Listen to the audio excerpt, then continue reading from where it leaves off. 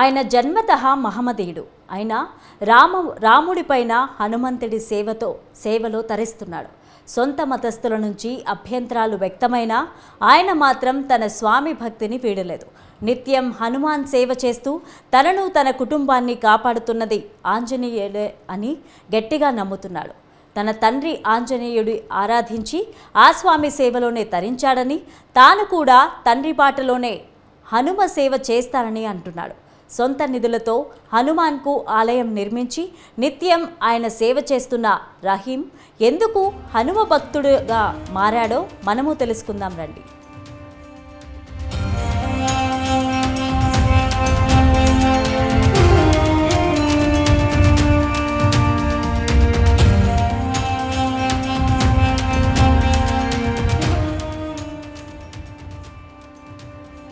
నెల్లూరు జిల్లా ఉదయగిరి నియోజకవర్గంలోని సీతారామపురంలో ఆంజనేయుడికి సేవ చేస్తున్న ఈయన పేరు షేక్ అబ్దుల్ రహీం.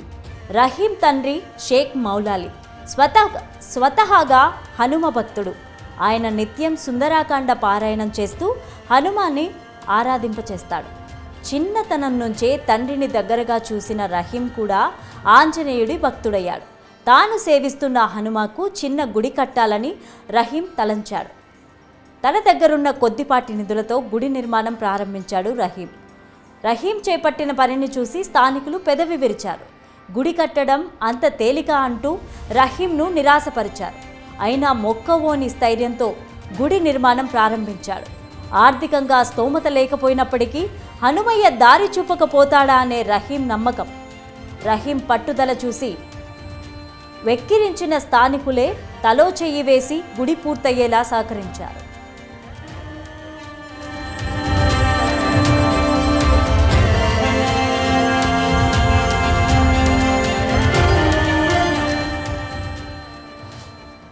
గుడి నిర్మాణం పూర్తయ్యాక హనుమ గుడిలో కొలువు తీరాక రహీం నిత్యం హనుమ సేవ చేస్తూ తరిస్తున్నాడు.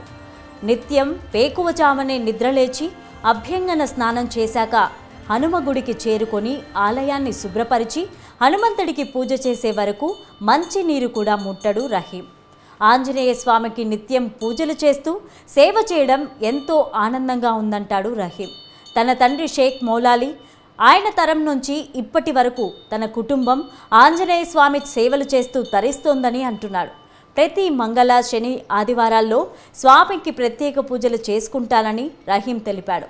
ఆంజనేయ స్వామి తమ కోరికలు నెరవేర్చాడని, ఆయన దయ వల్ల తమ కుటుంబంలో నలుగురికి ఉద్యోగాలు వచ్చాయని తెలిపాడు రహీం.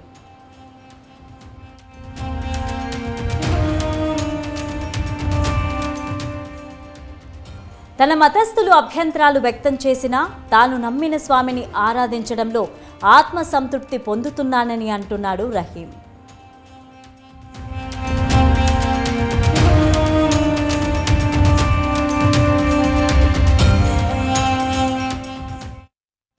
అబ్దుల్ రహీం నా పేరు. ఈ దేవస్థానం పురాతన కాలంలో మా నాన్నగారు కట్టించారు. అప్పుడు శిథిలమైపోయింది. తర్వాత నేను దీన్ని పునఃప్రారంభించాను. ఇక్కడ కొంతమంది అందరితో సహకరించి అందరూ మంచిగా మాకు చేస్తే ఇంతవరకు మేము చేయగలుగుతున్నాము. ఇంకా మేము బాగా చేయాలి. ఇంకా పనులు ఉన్నాయి. రేపు ఏప్రిల్, మేలో కల్లా ఓపెన్ చేయాలనుకుంటున్నాము. ఇక్కడ దేవుడు తప్పనిసరిగా అనుగ్రహం ఉంది. మేము ఆ దేవుడి అనుగ్రహంలో అన్నీ మంచి జరుగుతుంది. మేము మా పిల్లలు మంగళవారం, శనివారం వచ్చి పుణ్యాలు మాకు అంత మంచి జరుగుతుంది. ఆ దేవుడు మమ్మల్ని చల్లగా చూస్తున్నాడని మా పూర్తి నమ్మకంతో మేము చేస్తున్నాము. పెద్దలు ఇలా ఆచార్య గారు ఉన్నారు. వాళ్ళ తాతగారు చేశారు అది విగ్రహాన్ని. వాళ్ళ నుంచి అంత మంచిగా చేస్తారు. వాళ్ళ నాయన చేపించుండు రహీం. వాళ్ళ నాయన అది కొద్ది రోజులకు బాగా పడిపోయింటే మళ్ళీ రహీం చేపిస్తున్నాడు. ఆంజనేయ స్వామి విగ్రహం మా జయనాయన చేపించిండు.